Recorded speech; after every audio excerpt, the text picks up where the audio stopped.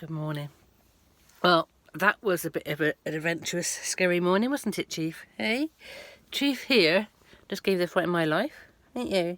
She's purring now, thank God. Got up, she was pestering me all morning from like 6 o'clock to go outside. So I took her outside to go to the toilet then, checked on Sammy, took her in to see Sammy.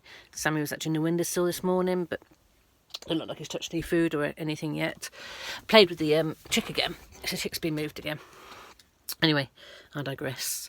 Brought Chief back into the van, it was still dark, and she was a little tray instead. Anyway, then Connie woke up. Well, Connie was feeding the babbies anyway. Connie wanted her breakfast, so we got Connie fed. And then it was like Chief then mithering to go out on the lead. They go out on the lead first thing about 7:30 in the morning. They go on the long 5-metre lead, get tied to a tree outside, going to run around, stretch your legs after being shut in all night. Don't you? Yes. And so as I got them all hooked onto the leads and they jumped at the van, I turned around to step down the steps out the van and I had this soft landing. No squeals, no nothing. I thought, oh shit, I've just stood on one of them. Anyway, Chief goes running off to the front door of the bungalow, and I could see that she was, she's sort of lying down in the corner, and I could see that she'd hurt her foot. So I thought, oh God, here we go. So I went and went to stroke her foot, and I just got growled and bit at. Her leg and her foot looked like distorted, so I thought she'd broken or dislocated it. I was like instantly panicking. I don't usually panic like that. I don't usually think, oh my God, something's definitely wrong. Anyway, she jumped up in the my chair that's out there, and I tried again, and the look, and her like foot was at right angles. That's the way she was holding it. But honestly, I thought it'd been broke or dislocated, and her pad bit was like bent over. So it really looked like it'd either been. And every time I went to touch the top of her foot, she just growled. Couldn't even touch a hair on it, and she was just growling and biting me. And as you know, she never bites me. She never has anything like that go on. So anyway, I'm then sort of panicking, thinking, my God, I've broken her foot or she's dislocated it. I'm sort of running my hand down her hip. That seemed fine, but obviously it was something to do down with her foot section. And she was just like not able to sort of tuck it underneath under her. But she did jump off the chair and she was like sort of trying to put her foot down tenderly and walk to somewhere else to go lie down. So I thought, well, that's a good sign that she's trying to put her foot down. But I was really concerned that, it might be dislocated, or that was my concern. And the way her foot was sitting. And I was sort of watching her and sat her back down in the chair, and she was not happy at all. She was having a right old growl and a right old bite at me. I thought, this is not like you. I've best ring somebody and check to see if I've actually got somewhere to go. Because obviously a broken foot is going to be, pricey and expensive, and what we're going to do with her, and I've got to find somewhere to go. It's Sunday. Everything happens at a blinking weekend, really, doesn't it? Regarding the cats being hurt or ill or something. Anyway, I actually did phone the PDSA. I was told about the PDSA the other day, about obviously the help they give and everything. And I thought, well, okay, I know where. I knew there was like Sheffield Way or something. So I looked at the number and I thought I'll ring and ask some advice, and see if actually I'm eligible and everything to take her in if needed. Anyway, I had a chat with them and I said, it literally has just happened. So, I don't want to sort of wait a bit and see if it sort of calms down. Because as it just happened, she goes, yeah, that's a good idea. Give it a couple of hours. Because obviously, like when we stub our toe, when we sort of twist our ankle, obviously it takes a bit of a while to settle. And see how she goes. And then obviously, if needed, give them a shout back. I thought, great, that's all good. They knew I could go there if needed. Anyway, then, so I thought, well, I'll pick the chair up and put it in the kitchen, and have a shower whilst, she sort of just settles, and while she's just sat there not able to do anything. So whilst I'm getting ready to go in the shower, she's in the kitchen trying to sort of think, I don't want to be shut in here, jumping up on the sides, suddenly miraculously able to sort of jump up on the sides, knock all the wood down that's up on the top of the cupboards, and cause havoc.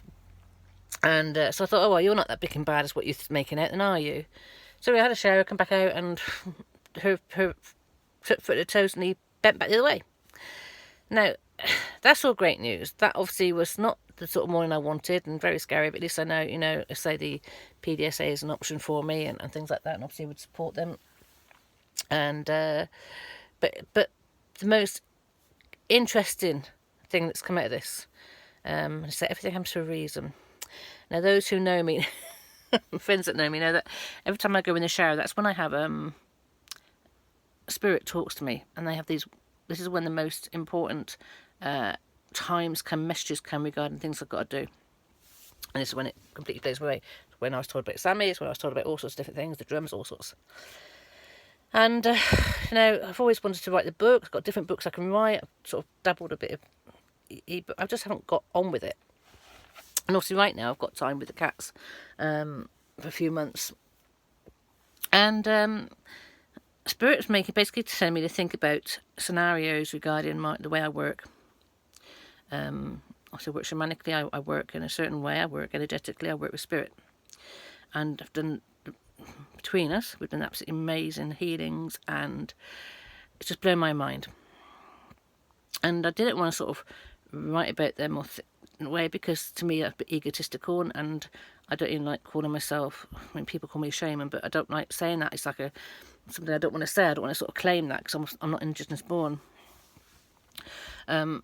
So they was basically saying to look through my testimonials and remember instances that I've worked with people and talk about them. And I just thought they meant that do little audio clips for YouTube, which I probably will do as well, because obviously that's a nice little thing differently. But then they were saying, then they're going to put those clips into the book. And obviously if you've got it all on audio, then that can obviously be done as writing.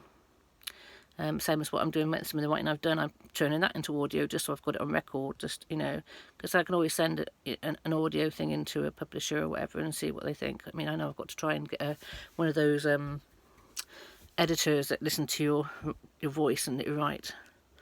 But I said I don't know the first thing about, how to get things published. And I was just going to sort of write things down on paper and self-publish, go to Vistaprint and get things. They do nice sort of photo books. I thought I'd do little poems and tales on that and sort of get them printed and sell them that way.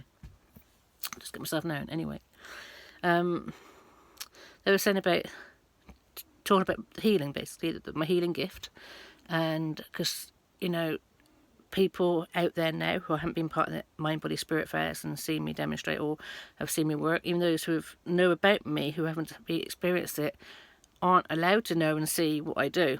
And again, it was a typical example of that was at the International Camper and Overlander show. I did a healing session outside then, and the storm was opened, so Spirit made sure everybody were hid away, and I was outside healing in the rain, so nobody was allowed to see it, apart from one neighbour. And again, it was amazing. It was absolutely incredible. And then it stopped raining when we were done. So, and then everybody could come out again.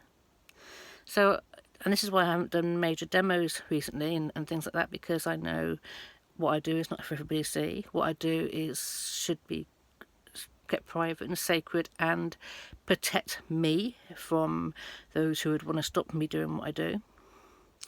And obviously that goes a bit deeper than we think.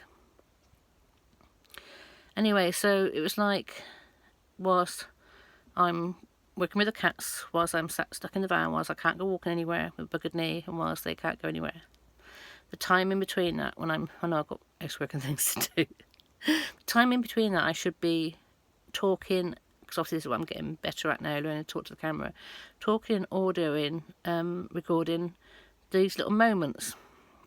And all those moments and sessions, and read all my testimonials, think back about what happened then, and think of stories then, and they would all become part of talking about what I channel, what I do, how I work with spirit, how I shapeshift, how I do all sorts of different things, and make it into like a storybook, basically, into or even just a reference book for me or something, or just something people can read and actually, oh really, did that happen? Or because I can't remember all the things I've done, and I was just giving it a couple of examples. I've told a couple of examples recently regarding some phobias and things like that people had, and how I've just literally was able to just take them away and it was cured instantly just by doing a bit of woody.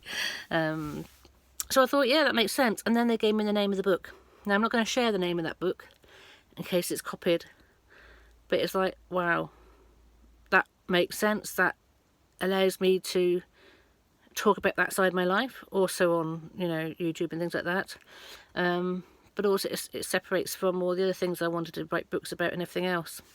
So yeah, So we've gone from today being scared silly over thinking that Chief had had a broken foot, to miraculously bending back the other way, and me being told about what to write about and talk about regarding my work with spirit and how I heal. So it's been an interesting morning. I feel a lot better. I've also got a shower out of it, so I'm all clean too. But I thought I'd just share that as my vlog today. Again, because obviously my vlogs are also a record for me to look back at regarding the cats, the trips and memories, so I can write about all that later. It's more about record for me than anybody else. If anybody's interested, fine. You know, at least I'd love subscribers to help support the channel. But obviously the previous videos and that are, you know, just phone recordings, as is this. And it would allow me to sort of, when I have time to actually sit down, when I've got my little bit of land and everything, to actually sort of start writing about the books, the journeys. I can watch the videos, write poems about it, right? You know, how I felt, how the cats coped. Obviously, talk about the sticky, talk about Rainbow enjoying her Scotland trip and things like that. And also sort of just talk about mental health and me and how the cats help keep me alive, and how living in the van just, again, is my world. I get emotional, and how emotional I get regarding it. Yes, I appreciate the bungalow. Obviously, I couldn't have Sammy with it at the bungalow right now. But, you know, like I said, I am very spirit-led, and things start to make sense. I say doors open when you're on the right track. And like I said, I had no idea, you know, regarding Sammy, that he was going to come along. I had no idea Chief was going to become a girl, so that Sammy could come into my life. How I'm going to cope with. Right now, I'm over cats and kittens. I've got them everywhere. But, you know, they're amazing, and this is my life, and it's making me, again, stay in a place for me to actually work on something that needs working on. And they just told me what that is. And that in turn then, once that's out or seen or read or published, or whether it's going to be video or vlogs or whatever it's going to be, will then make people aware of those who are supposed to cross my path, who are supposed to read those notes and messages, be aware of what I can do and how I can help them, or how Spirit and I can help them.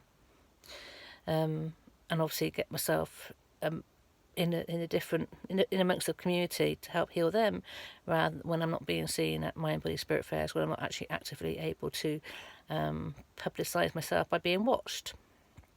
So, very interesting. So that's your morning vlog. It's only 8:05 in the morning. Chief has gone running in to see Connie, and she's happy. Foot's okay. It looks like I'm going to be doing some vlogging. I've got the iPad and my laptop on charge at the moment, so I'm obviously just talking on the phone. But yeah, Spirit works in mysterious ways, and they're being thrown some really interesting curveballs lately. But at the same time, it's been my path. It's been what I've dreamt of. It's been, you know, all about who I am and what I do. And it's like someone said, the human brain doesn't never think it's going to be done a certain way. It's like, wow, that's so clever. Anyway, good morning to you. It's Sunday morning, Sunday the 26th of September, soon be Christmas. And it's like I've got more work to do regarding actually being allowed to document and talk about the gift that I share, that Spirit channels through me, to help others.